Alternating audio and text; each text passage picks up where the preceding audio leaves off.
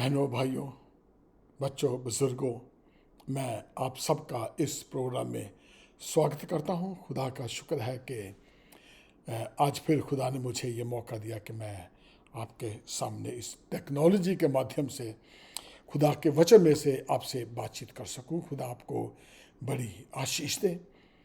जैसे कि आप जानते हैं कि मैं मॉरिस सैमुअल हर बुधवार को और शनिवार को अमेरिकन सेंट्रल टाइम के मुताबिक सुबह 9 बजे और इंडियन स्टैंडर्ड टाइम के मुताबिक शाम को 7:30 बजे आपके सामने इस मंच पे मैं उपस्थित होता हूँ, जिसका नाम है वचन वाचा विश्वास। और खुदा आपको बड़ी आशीष दे। खुदा का शुक्र है कि आज फिर शनिवार वाली वीडियो के साथ मैं आपके सामने उपस्थित हूँ मैं।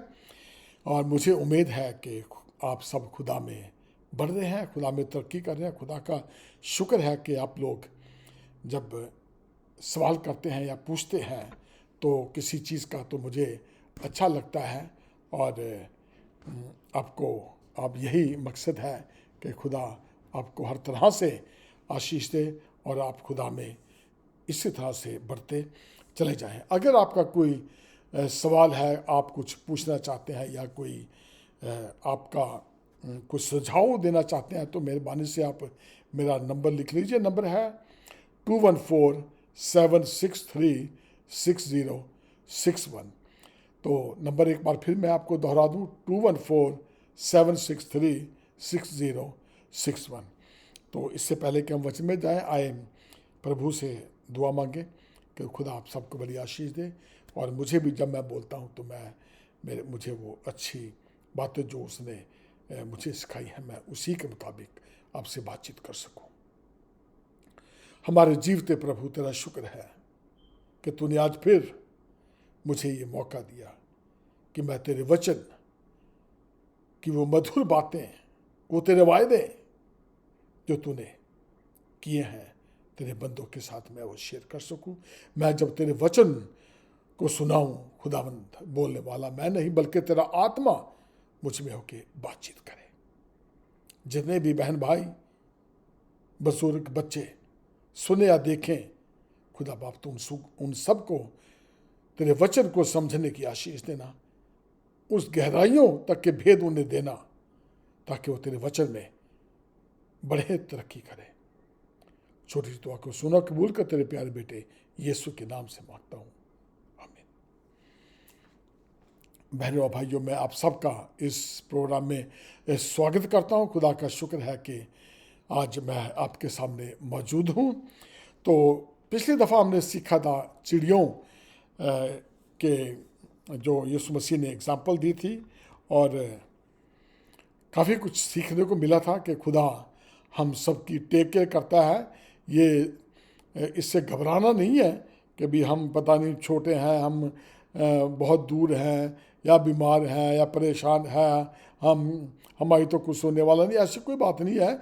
खुदा ने जब हमें बनाया है तो ये खुदा जो है हमारी टेक केयर भी करता है। चाहे हम छोटे हैं, कहीं भी रहते हैं, किसी के अंडर भी हैं, तब भी कोई घबराने वाली बात नहीं। खुदा हम सबकी क्या वो देख रेख करता है। तो आज का जो शीर्षक है, मैंने बड़ी बातें ये खुदा से दुआ करके ये इस वचन को मैंने मांगा है कि खुदा हम सबको ऐसी अक्ल दे, ऐसी तौफीक दे, ताकि हम जब भी बातचीत करें ना थोड़ा सोच के करें। तो आज का जो शीर्षक है वो है थिंक बिफोर यू स्पीक। तो बोलने से पहला थोड़ा सोच लें, क्योंकि हम बोलने में कई दफ़ा बहुत उतावली कर जाते हैं। आप तो शायद कम करते होंगे, पर मैं बहुत ज़्यादा बोलने में उतावली कर लेता था। लेकिन जब से खुदा ने मुझे संभाल लिया है तो मुझे भी डर लगता है कि कहीं मेरे मुंह से कोई ऐसी बात ना निकल जाए जिसको इससे कोई हर्ट ना हो जाए। तो यह है कि हमें बहुत सोच समझ के धीरे से ये बात जो है वो समझनी चाहिए कि क्या ये बात किसी को हर्ट तो नहीं करेगी, क्या मेरी इस बात में सच्चाई है कि नहीं है। मैं किसी के बारे में झूठ इन्फॉर्मेशन तो नहीं दे रहा हूं मैं? क्या ये किसी के लिए ठोकर का बायस तो नहीं बनेगी है? तो जब भी बात करें, इन बातों पे थोड़ा सा गौर किया करें कि हमारे बोलने चालने से किसी को कोई तकलीफ तो नहीं हो रही है। और सबसे बड़ी बात ये देखें कि खुदा की निगाहें हम पे हर वक्त टिकी रहती है, हमें देखती रहती हैं, उसके कान हमारी ओर लगे रहते हैं। इससे पहले कि हम किसी के बारे में कुछ बात कहें, खुदा को पता है कि अभी हम सोच ही रहे थे, अभी वो बात हमारे मुंह पे नहीं आई थी कि खुदा को इसका पता चल जाता है। अगर खुदा को इसका पता चल जाता है तो बहनों और भाइयों, ऐसी गलती करनी ही क्यों है? तो जब भी बोलो, इस तरह से बोलो कि आपके मुंह से किसी को आशीष मिल जाए। ऐसा बोले कि कोई आपकी बात सुन के किसी का भला हो जाए, किसी कोई अच्छी चीज सीख जाए। जब भी बोले बहुत सोच समझ के बोले। नीति वचन चैप्टर 13 उसकी 16वीं आयत में लिखा है, देख लीजिए आप। नीति वचन चैप्टर 13 उसकी 16वीं आयत में यूं लिखा है, सब चतुर तो ज्ञान से काम करते हैं, परंतु मूर्ख अपनी मूर्खता फैलाता है। अब अगर जब हम समझदार हैं तो समझदारी की बात करेंगे, लेकिन जब हम किसी की बात सुनते नहीं हैं, बीच में बोल पड़ते हैं, तो क्या है, इससे क्या है, बेवकूफ़ी नजर आती है। चतुर लोग जो होते हैं वो पहले दूसरों की बात सुनते हैं, उसके मुताबिक जवाब देते हैं। लेकिन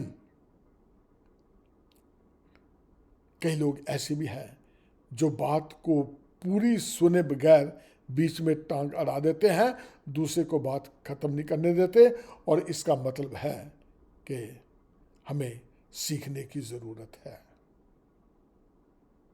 कईयों की आदत होती है, पर यह मतलब नहीं है कि वो बेवकूफ़ है, लेकिन यह है कई बातें सीख कर भी इंसान सीखता है।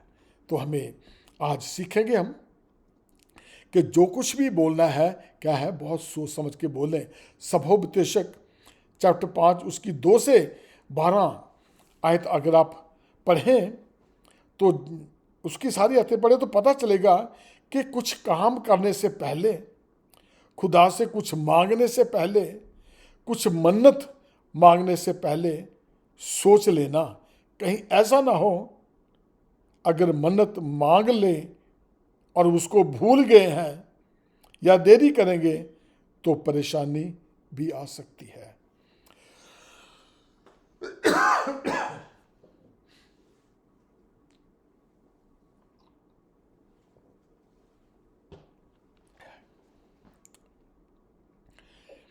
खुदा का वचन बता रहा है इन 2 से 12 10 आयतों में कि हमें किस तरह से बिहेव करना चाहिए खुदा से मांगने से पहले, कुछ मन्नत मांगने से पहले, कुछ काम करने से पहले हम क्यों मांग रहे हैं।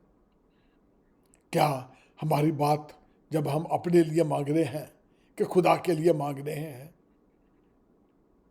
जो चीज़ मांग रहे हैं उससे खुदा को कुछ, खुदा के राज्य में या उसके नाम को कोई इज्जत जलाल में हमें मिलेगी कि नहीं मिलेगी। अगर आप खुदा से मांग रहे हैं तो किस लिए मांग रहे हैं?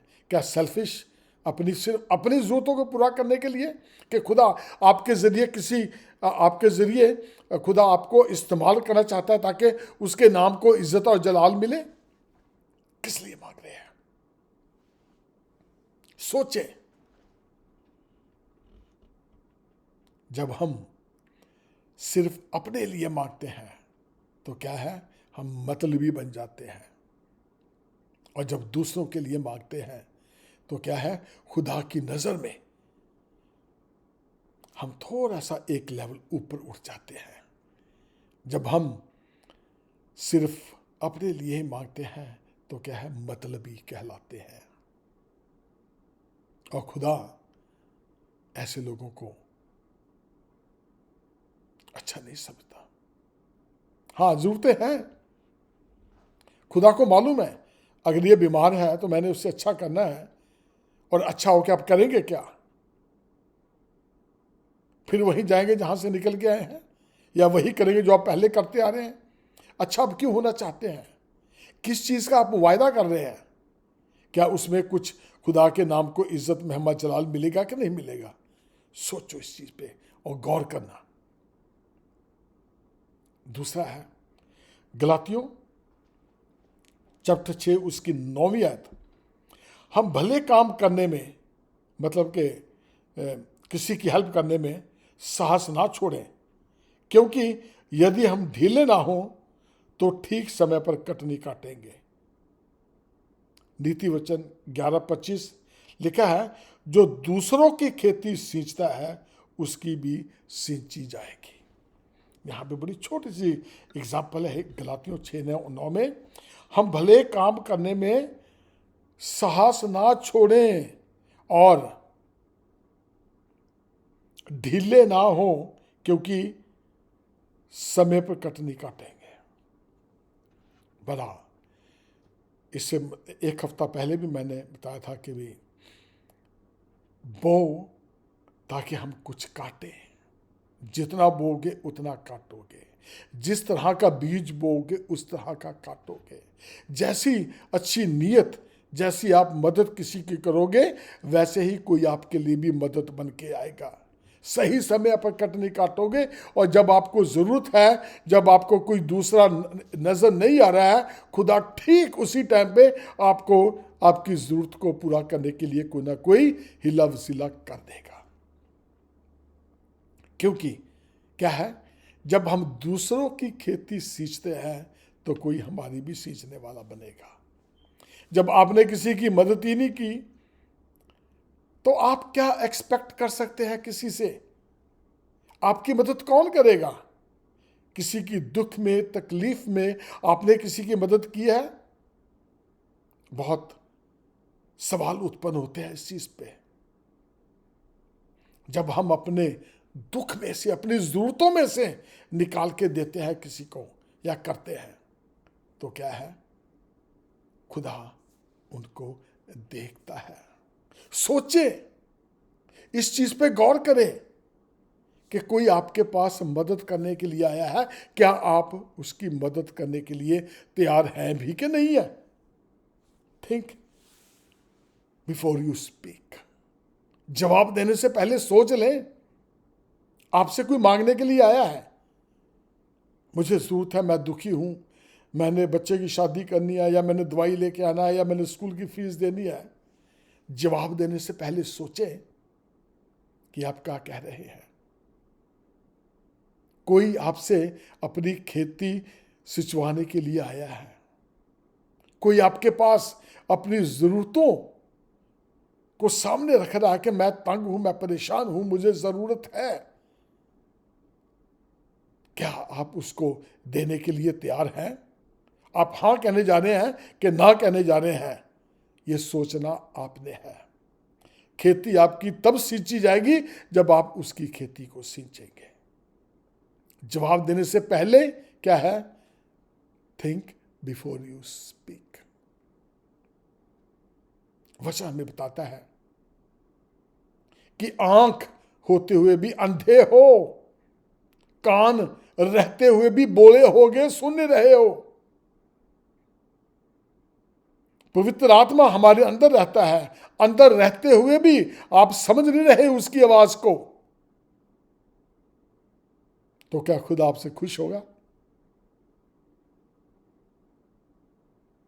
उसको जवाब देने से पहले थिंक बिफोर यू स्पीक।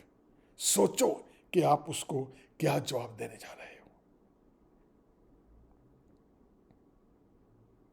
उसकी आंखें हर वक्त अपने डरवैयों पर लगी रहती हैं। अगर आप खुदा से भय खाते हैं, डरते हैं, खुदा आपको छोड़ने वाला नहीं है। हर वक्त वो आपके साथ रहता है, आपके अंदर रहता है, आपको वो ऐसी सिचुएशन में नहीं छोड़ेगा जहाँ से क्या है, आप दुखी या परेशान होकर निकलेंगे, क्योंकि उसका वायदा है वो हमें कभी नहीं छोड़ेगा। विलाप गीत चैप्टर 3 उसकी 22-23 में लिखा है, हम मिट नहीं गए, यह यहोवा की महाकरुणा का फल है, क्योंकि उसकी दया अमर है, प्रति भोर वह नई होती रहती है, और तेरी सच्चाई महान है। हमेशा दूसरों को इंस्पायर करते रहें, उत्साहित करते रहें कि प्रभु कितना महान है।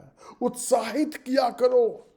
देखो आप क्या बोल रहे हैं, उसको आप उत्साहित कैसे कर रहे हैं। अब हमें इस चीज का पता लग गया है कि हम मिट नहीं गए, यह यहोवा की महाकरुणा का फल है, क्योंकि उसकी दया प्रति भोर, एवरी मॉर्निंग जब हम उठते हैं तो उसकी दया हम पे रीन्यू हो जाती है। वो पुराने जो हमने गुनाह किए हैं वो क्या उनको याद भी नहीं रखता है, उसके मुताबिक पता नहीं रात को आपने क्या कौन से गुनाह किए हैं, रात कितनी पी है, क्या खाया, क्या पिया, क्या किया है, खुदा को वो उस चीज पे गौर नहीं करता है। लेकिन उसकी दया, उसका रहम हम पे फिर सुबह को नया हो जाता है। उसकी दया महान है। क्या हम इन बातों से किसी को उत्साहित करते हैं? क्या हम किसी के लिए बरकत का बायस बने हैं? किसी को सिखाया है हमने कि भाई जैसे हम लोग गुनाह करते हैं, रात पता नहीं क्या कुछ किया है, इसके बावजूद भी खुदा ने हमारी आंख खोल दी ताकि हम उसकी बनाई हुई दुनिया में चहल पहल कर सकें। ये उसकी करुणा ही तो है। ये क्या हमने अपने कामों की वजह से हमारी आंख खुल गई है? कैसे? उसकी दया हम पर हर वक्त होती रहती है, क्योंकि वो दयालु खुदा है। हमें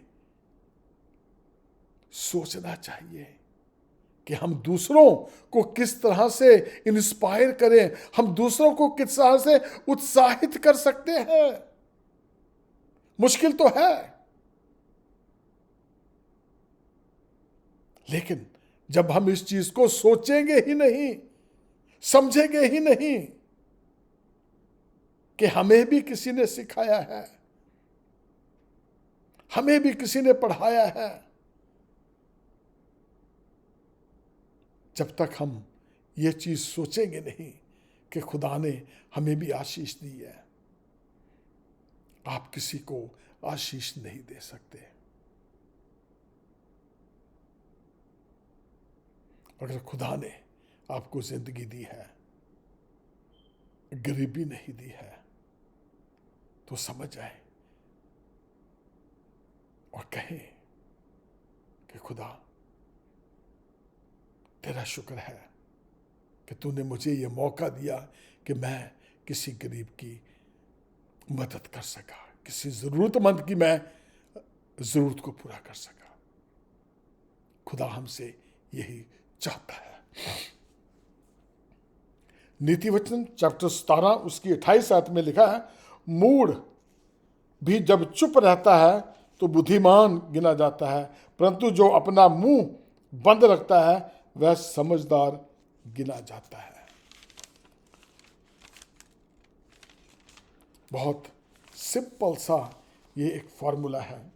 नीति वचन 17:28 का मूढ़ मतलब कम अकल वाला भी जब चुप रहता है तो बुद्धिमान गिना जाता है, और जो अपना मुंह बंद रखता है वह समझ वाला गिना जाता है। क्योंकि हो सकता है कि वो बोलने से पहले सोच रहा हो कि मैंने क्या बोलना है, या वो ये सोच रहा हो कि जितना बोलना जरूरी है उतना ही बोल लूंगा, क्योंकि इससे क्या है, आप अक्लमंद गिने जाते हो। बोलना बहुत जरूरी है, लेकिन क्या बोलना है ये उससे भी ज्यादा जरूरी है। कई लोग बिना सोचे समझे, बिना बात जाने, बिना बात की गहराई जाने तक अपना फैसला सुना देते हैं, दूसरों को जज एकदम कर लेते हैं, पता कुछ नहीं है। ये नहीं जानते कि आज उसकी हालत कैसी है। अक्सर लोग बात कर लेते हैं, वो जानते हैं उन्होंने असी 10 साल पहले मिले सीगा, वो जानते हैं, ਉਹਦੇ ਖਾਨਦਾਨਾਂ ਨੂੰ जानते हैं, ਉਹਦੇ दादे परदादियां ਨੂੰ जानते हैं असी। लेकिन हो सकता है खुदा ने उसे पकड़ लिया हो और वो समझ गया हो, इसलिए वो चुप है। हमें अपने आप को समझने की ज़रूरत है, अपने दादे परदादे बाप बाप को जानने की ज़रूरत है, इससे पहले कि हम दूसरों के ऊपर उंगली उठाएं। 4 उंगलियां हमारी तरफ भी हैं। देखें, समझें अपनी बात को कि हम किसी के लिए क्या बोल रहे हैं, हमारा बोलना यह ज़रूरी है कि नहीं है। Think before you speak. थोड़ा सोचें कि आप क्या बोलने जा रहे हैं, क्या इसमें किसी की भलाई होगी कि नहीं होगी। थोड़ा बोलें, और जब भी बोलें ऐसा बोलें कि पता लगे कि इसने अच्छी बात कही है। नीति वचन 19 उसकी 17 आयत, जो कंगाल पर अनुग्रह करता है वह यहोवा को उधार देता है और वह अपने इस काम का प्रतिफल पाता है। अनुग्रह, अनुग्रह करना। कंगाल, कंगाल का मतलब है जिसका कोई इधर ना कोई उधर, ना नीचे ना दाएं ना बाएं, कुछ भी नहीं है, हर तरफ से वो कंगाल है, परेशान है, किसी वजह से वो कंगाल बन गया है। हमने उसकी वजह को नहीं जानना कि वो कंगाल बना क्यों है, इसके पीछे का राज क्या है। हमने उसके खानदान देखने की जरूरत नहीं है, हमने ये देखने की या सोचने की या कहने की जरूरत नहीं है। देखा रब ने पहले खराब कहता सी, हुण देला हाल की होया। ताने मारने की जरूरत नहीं है, हमें उसको सुनाने की जरूरत नहीं है, बल्कि उसकी प्रेजेंट स्थिति को देखें कि उसे अब जरूरत है। जो कंगाल पर अनुग्रह करता है यहोवा को क्या वो उधार देता है। खुदा ने क्या, यीशु ने क्या कहा था, जो कुछ भी तुमने गरीबों के लिए किया, छोटे से भी छोटे के लिए किया, वो मेरे लिए किया। इसलिए ये कहता है कि जो कंगाल की सुधि लेता है वो यहोवा को उधार देता है। बाइबल क्या सिखाती है कि जब मैं जेल में था तुम मुझे मिलने के लिए आए, मैं बीमार था तूने मेरी खबर ली, जब मैं नंगा था तूने मुझे कपड़ा दिया, और वो पूछा कि भी मैंने तुझे कब मिलने आया जेल में, मैंने कब तेरी मदद की है, मैंने कब तुझे कपड़ा दिया है। तो बड़ा सिंपल सा जवाब है, इन छोटों से छोटों के लिए जो तुमने कुछ कर दिया तो वो मुझे कर दिया, फिर बदला खुदा देगा, लोगों से कोई उम्मीद ना रखें। जब हम दूसरों के लिए करते हैं उसको करके भूल जाओ, बदला खुदा देगा, उसका प्रतिफल आपको मिलेगा। ये मेरा अपना एक्सपीरियंस है। मैंने ये बहुत आजमा के देखा हुआ है। ये जब आप किसी के लिए थोड़ा सा भी करते हैं ना, एक तो आपको खुशी मिलती है, उससे आप जलते नहीं है, और आप कभी भी किसी को देके आपकी जो सेविंग है, जो आपके पास पैसा है, उसमें घटी नहीं आती। और एक चीज़ याद रखना, जो खुदा को नहीं देते तो वो जो खुदा का बनता है रहता उनके पास भी नहीं है। इस चीज़ पे आप गौर कर लेना। जो खुदा का बनता है, अगर हम खुदा को नहीं देते तो वो कहीं ना कहीं से निकलेगा। चाहे आपकी गाड़ियों के रूप में से निकलेगा, चाहे वो डॉक्टरों के जरिए से निकलेगा, चाहे वकीलों के जरिए से निकलेगा, वो कहीं ना कहीं से निकलेगा। तो इससे अच्छा यह है कि जो उसका बनता उसको दे भी दो, चाहे कंगालों को दो, कहीं ना कहीं से दो, ताकि आपको आशीष मिलती रहे। ये फार्मूला जान जाए कि जितना बोओगे उतना काटोगे। क्या बो रहे हो, किस तरह से आप बीज बो रहे हो। अच्छा बोगे तो अच्छा काटोगे ना, जो बोगे वही काटोगे।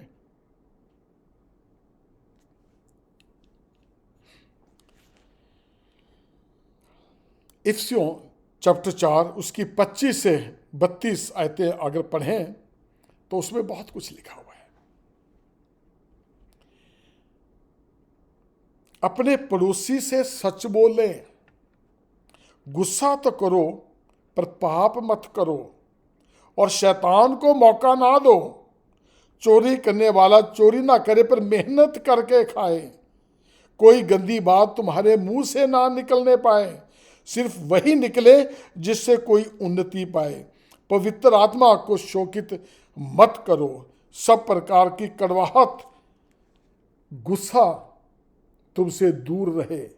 एक दूसरे पर कृपालु और करुणामय हो, और जैसा परमेश्वर ने मसीह में तुम्हारे अपराध क्षमा किए हैं, वैसे ही तुम भी एक दूसरे के अपराध क्षमा करो। ये बोलना है, ये सोचना है। जब तक हम इन बातों को नहीं सोचते, इन बातों को सोच के नहीं कहते, हम जहां पे हैं हम वहीं खड़े रहेंगे। लिख लो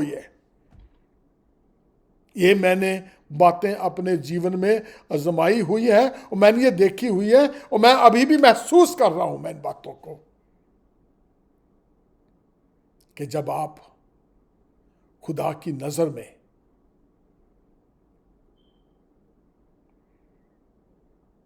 कुछ नहीं रह जाते। ये सिर्फ आपकी सोच है। ये ना सोचना कि हमें खुदा पसंद नहीं करता। यह सिर्फ इंसानी सोच है कि खुदा ने हमें, अब हम उसकी नज़र में है नहीं है। खुदा की नज़र में इंसान हमेशा रहता है। इस चीज़ पे गौर करना। इंसान पता क्या सोचता है, बस अब तो खुदा बस हमें देखता ही नहीं है। एक एक चीज़ पे गौर करें या सोचें कि हमने कभी अपने पड़ोसी से झूठ तो नहीं बोला, हमने गुस्सा किया, गुस्से के साथ कभी पाप तो नहीं किया, शैतान को हमने कभी मौका तो नहीं दिया,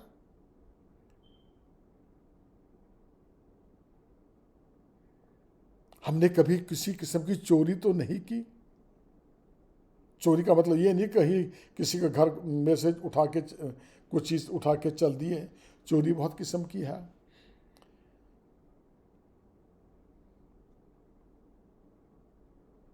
हमारे मुंह से कोई ऐसी गंदी बात तो नहीं निकली जो खुदा को पसंद ना आए।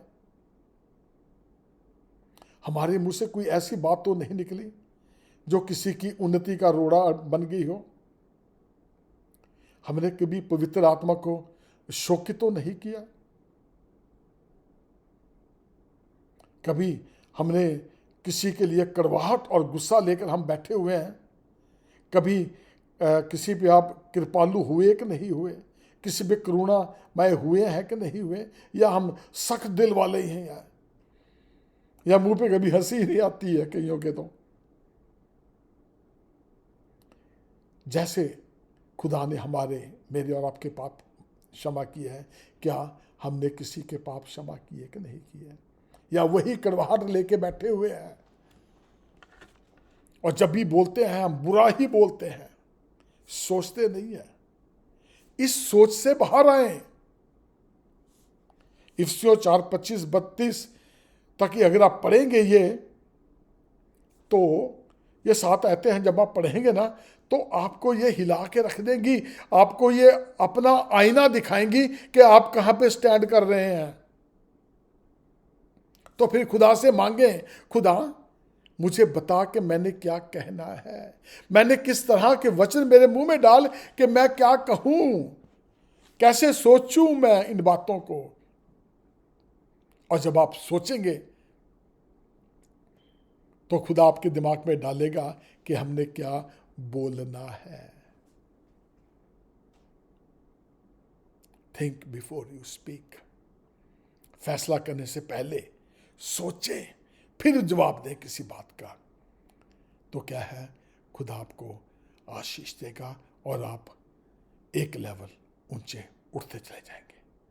खुदा आपको बड़ी आशीष दे। आइए दुआ करें। हमारे सच्चे और जिंदा खुदा बाप, तेरा शुक्र है खुदावंद कि तूने हमें आज तक संभाल के बचा के रखा। वही तो है प्रभु, इस वचन के लिए जिन्होंने भी सुना, खुदा बाप तू सबको